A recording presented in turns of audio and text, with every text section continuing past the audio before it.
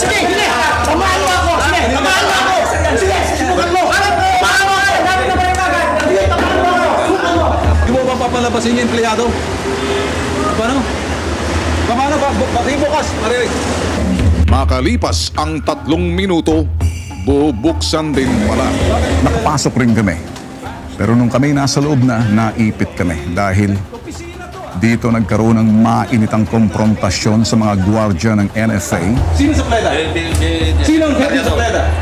Sir, sandali lang. Okay, halika nga rito. Pag-usapan natin ng... Oh, bakit yung nilak yung pinto? Hindi, sir. Bakit? Wala ba kang karapatan? Pagmasdang maigi ang mga susunod na pangyayari.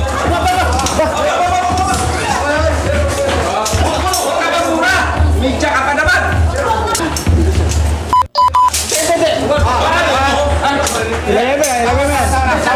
Please naman, Tama na ako. Pag-usapan natin sir. Pag-usapan natin. Makikita ang nakasuot na striped shirt, isang Police Security and Protective Officer PSPO na security escort ng Bitag. Tumulong na rin ang isang staff ng Bitag upang maibaba ang baril na dala ng nagwawalang gwardiya.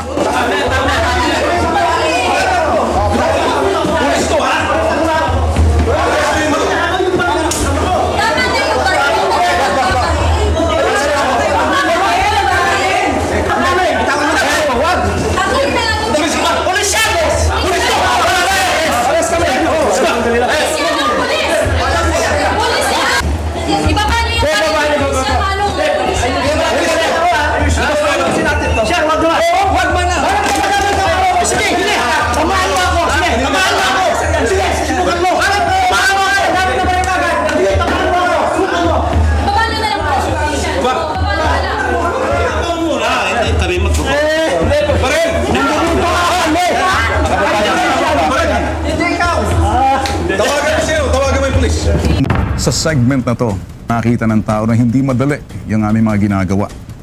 Na-feel ng mga manonood yung pinaka-actual na sitwasyon. Maraming natakot. Pagdating ng mga responding police na itinawag namin sa 117, agad hinanap ang shotgun. Tumulong na ang Bitag. Lalong lumawak pa yung istorya. At dito nagawa naming trabahuin at nadiskubre sa tulong din ng Philippine National Police, nakita yung mga armas. Isinama rin sa inspeksyon ng mga service firearms ng mga gwardya, maging ang mga baril sa kanilang firearms vault. 34-6640. We learned so much from that particular experience dahil yung presence of mind namin was basically focus lamang, maagaw yung shotgun.